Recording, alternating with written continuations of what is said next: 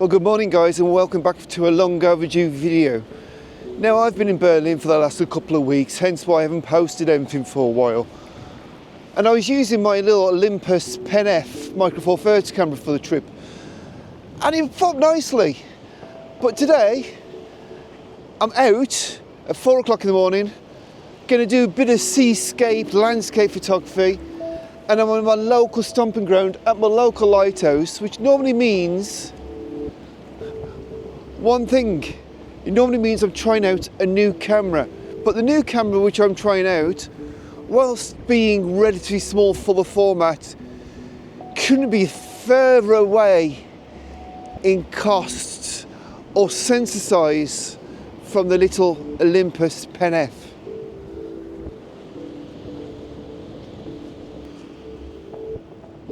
If I'm being entirely honest, I'm not that convinced that today was the day that I should be setting my alarm at 3:45 to get up. As you can see, there aren't really any clouds in the sky, so I think it's going to be quite a soft sunrise. I don't think there's going to be any drama going on today.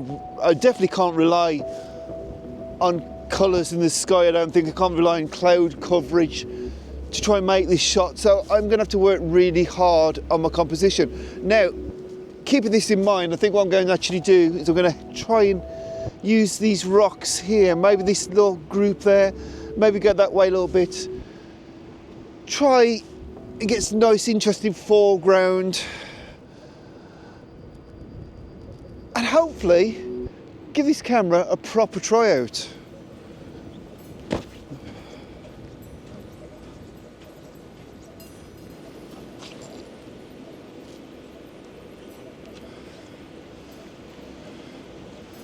Obviously tide's on the turn, so it's going out, which means we're left with some nice little rock pools and stuff I'm hoping I can use. It also means that these rocks are treacherous. Now, the camera I'm using is actually, it's a fixed lens. Well, I want to use the term compact. I don't know if I'd actually call it a compact. But it's a fixed lens, it's a fixed focal length camera. But it has a huge sensor, which means you can effectively crop into different focal lengths on that sensor. Now I'm just going to swing you around the shot here, which I'm not sure if it is going to work. But I'm look at this rock here, these rocks here, and I think these rocks here are looking quite nice. Lighthouse up in the distance. And it's all going to depend on whether I can compose this shot using what is a 28mm equivalent lens. And really, there's only one way to find out. Now, the camera in question, of course, is a Fujifilm GFX100RF, which is effectively a 100 megapixel medium format compact camera.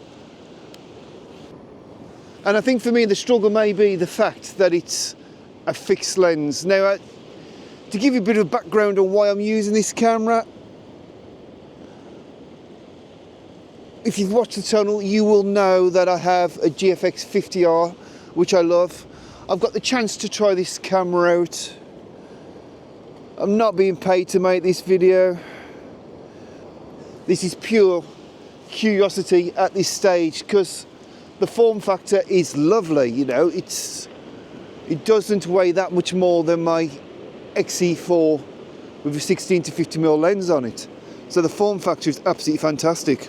But it's a fixed focal length. And I don't know if that may actually be just a bridge too far for me, especially if we consider how expensive this camera actually is. Because it's not cheap. I'm not going to share the price here. I'm sure you all know.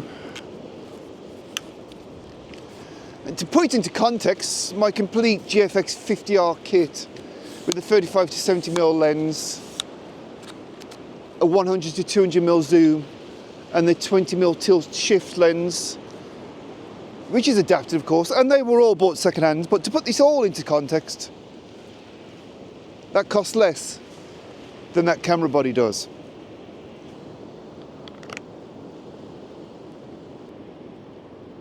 Now, as you can see, the form factor actually is really small.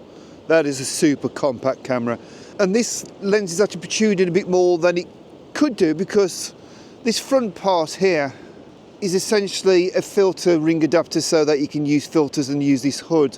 So you don't actually have to use that. So you could actually bring it back down to using sort of this size. So it's sort of coming to the X100 size, but just a little bit taller. So my first moan about this camera is actually the joystick, because the joystick could possibly be one of the worst joysticks I've ever used. It doesn't seem very accurate. It's fairly responsive, but I don't feel like it's accurate. And what I am finding is it's basically hurts my finger. Now, I'm not sure if it's because it's quite new, so it's quite stiff.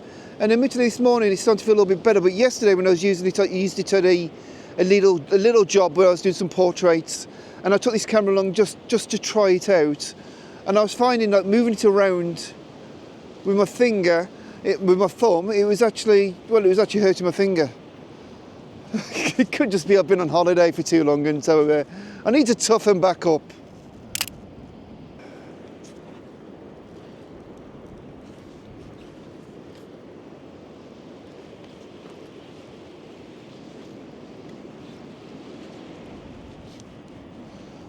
I'm struggling. I really am struggling. And I'm not sure if it is the fact that I'm restricted with focal lengths, which doesn't particularly bode well, does it? Okay, so this camera has built-in ND filters, which I'm going to turn on.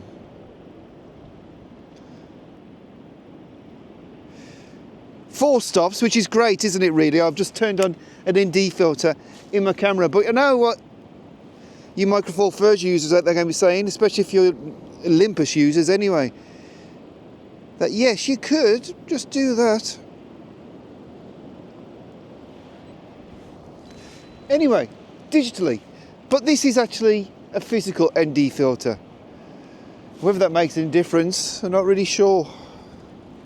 I'm underexposing by nearly a stop.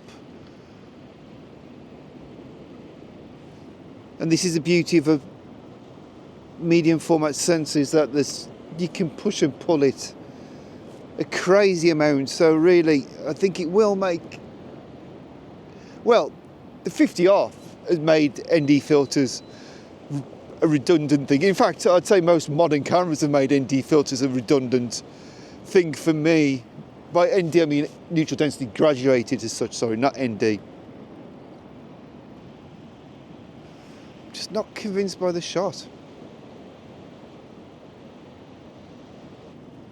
I think what's happening is I've got some really nice foreground rocks, but they're being lost. I'm going to try and see if I can...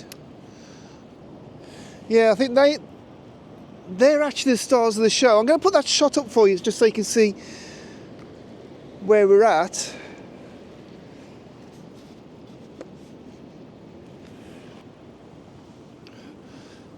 And what I'm doing is I've come lower to try and exaggerate the rocks in the foreground.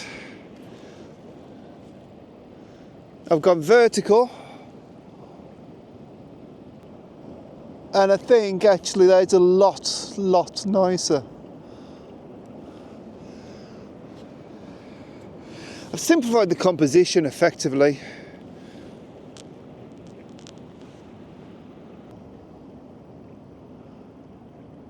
I think it's a question of me now waiting for the light to come. And when the light does come, here's the shot.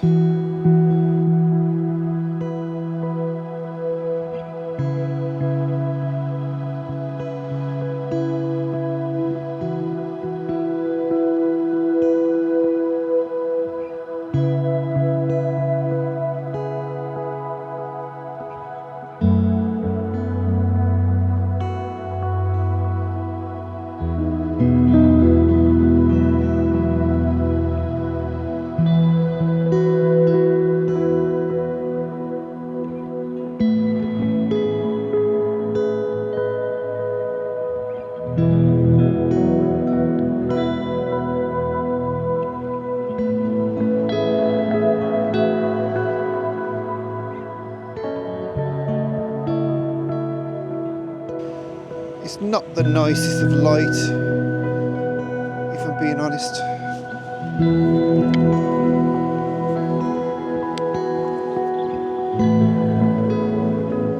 This is quite interesting.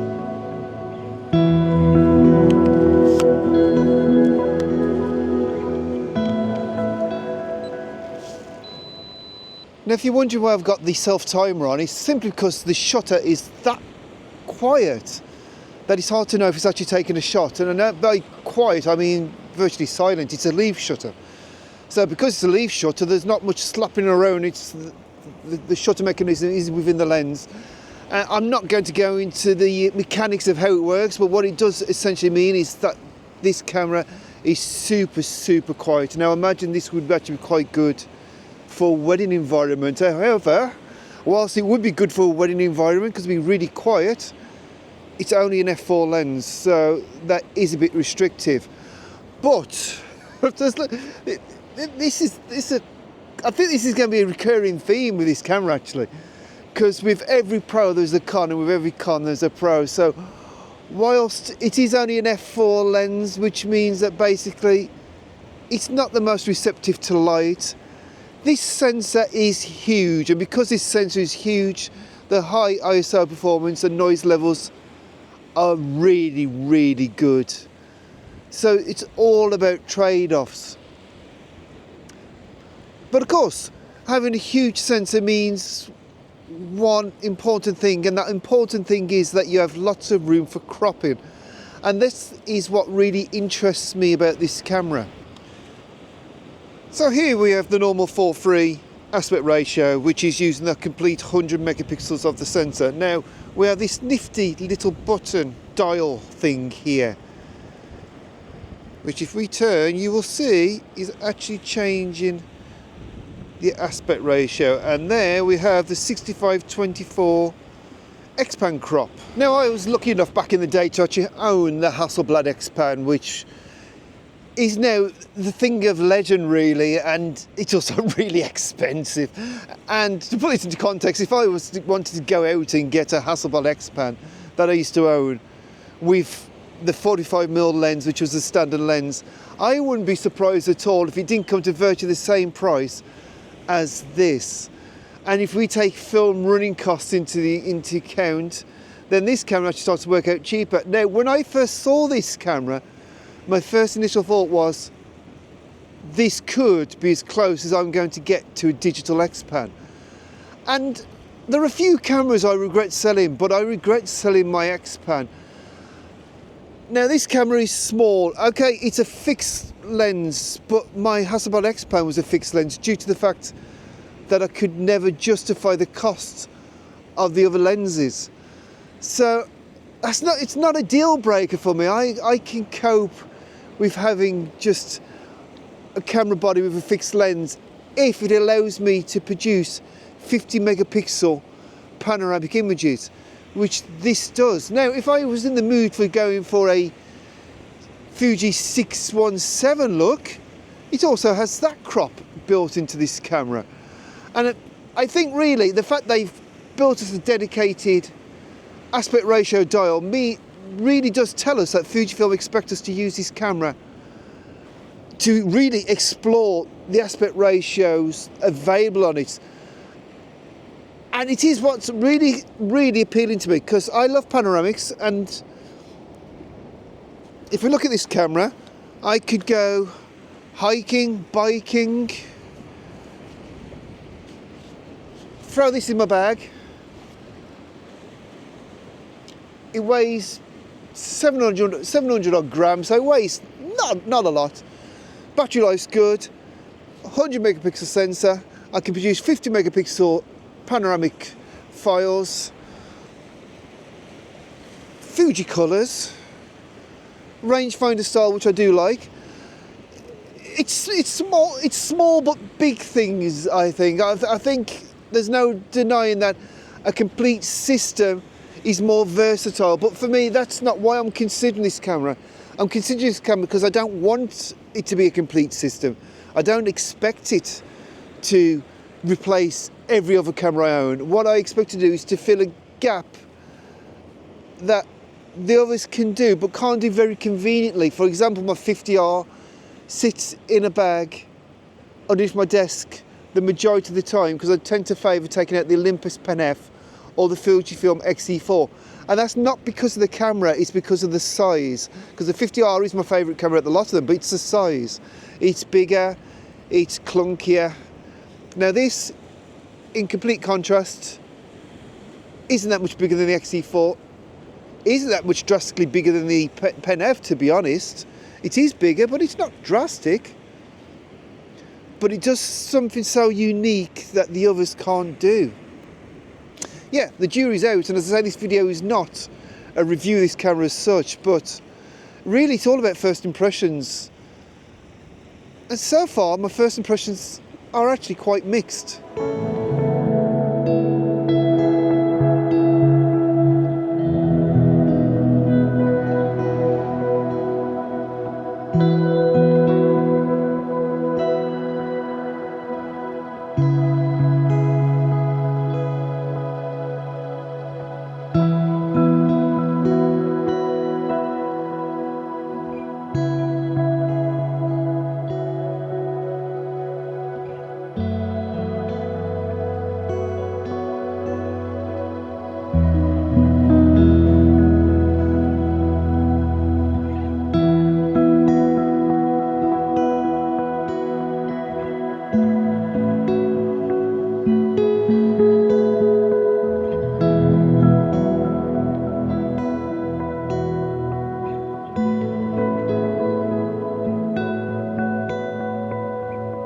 Now I'm going to try and explain why I have mixed first impressions of this camera, and I think a lot of it does boil down to how much this camera costs and the fact it's a fixed lens. And I feel like if you've got a 100 megapixel camera, you want to get the most from it, so you are probably going to want to use it at 28mm all of the time, and you're not going to want to crop in. But this camera does have a cropped zoom mode in it as such, to the point that they've put a little dial on so you can zoom in and out of the sensor. So I'm going to, by showing you the camera view through the EVF, we're going to have a look at actually what it does. So this shot, that is at the full sensor readout, so that's 28 megapixels, 28mm full frame equivalent. So now I'm going to use the little zoom. And you see we're now at 45, which is, I believe, around 35mm equivalent. Now, what that's done, that's cropped down to full frame size of the sensor, so it's a full frame crop out of your medium format sensor, giving you about 60 odd megapixels. And the next one is 63, which is APS-C size, and it's roughly around 50mm. So we know it's roughly around 50mm focal length, and it's giving you roughly a 30 megapixel file size. I'm going to put that on the screen. And the last one is 80mm, which I'll put the exact amount up now. I've got a feeling it's around 65mm full frame equivalent. That is essentially a micro four thirds size crop of the whole sensor readout. So you've got a 100 megapixel sensor, and we're using a little 20 megapixel section out to the middle, which is the same as micro four thirds. Which begs the question that when you'll go to that sort of zoom mode, you might as well just use a micro four thirds camera. Now don't forget, I have no problems using micro four thirds cameras. I went to Berlin, the only camera I took was micro four thirds. So I've absolutely no issues with them, I think it's great. But they have advantages of being small with small prime lenses. And this, well, it isn't as small, is it? But you know, you do have the advantage that you can zoom out and get a 100 megapixel medium format. So I don't know, I think this camera to me is just summing up lots of pros and cons, and it's a question of whether the pros outweigh the cons. Now, one last final strange first impression about it is, you've probably noticed it's a very quiet camera, to the degree that I've got the self-timer on audio, just so I know if it's actually taking a shot. It's a very quiet camera. When you take a shot, you get no sort of, there's no clunk, there's no sort of feedback that you've taken that shot. Very different to my very clunky GFX100R, which feels like I'm using an old medium format film camera, and that's something I really love about it, and I'm not getting that experience with this camera. This camera is very, very sleek, very slick, it feels very modern. It may look retro, but it doesn't feel it. It feels very, very modern. And I don't know how I feel about that at the moment, to be honest, because one thing I do love about the GFX100R is the shooting experience, and I don't think I'm getting that shooting experience with this camera. So ultimately, my first impressions are still mixed. Don't get me wrong, I think this is a marvellous piece of technology. I think if you're in the market for such a thing, it's absolutely fantastic. Is it for me? I really don't know. I'm going to play with it for a little bit longer, make a decision after that. It's definitely not a camera I would want to be my only camera, and that does worry me, because, for example, if all my other cameras broke and I only had the Pen F and some selection of lenses, then whilst it wouldn't be ideal, it wouldn't be the end of the world. Same with the Fujifilm X-E4, it wouldn't be ideal, but it wouldn't be the end of the world. If this was my only camera, I don't know. I don't know if I'd be slightly frustrated, but perhaps time will tell, and I can make a more informed decision somewhere down the line. But anyway, guys, it's time for me to go. It's time for me to go back to bed. It's been a long one. I hope you've enjoyed this video. I hope you've got something from it. And on that note, if you have, please give it a thumbs up. Maybe subscribe to the channel if you haven't. And I'll see you soon for another one. Thanks for watching.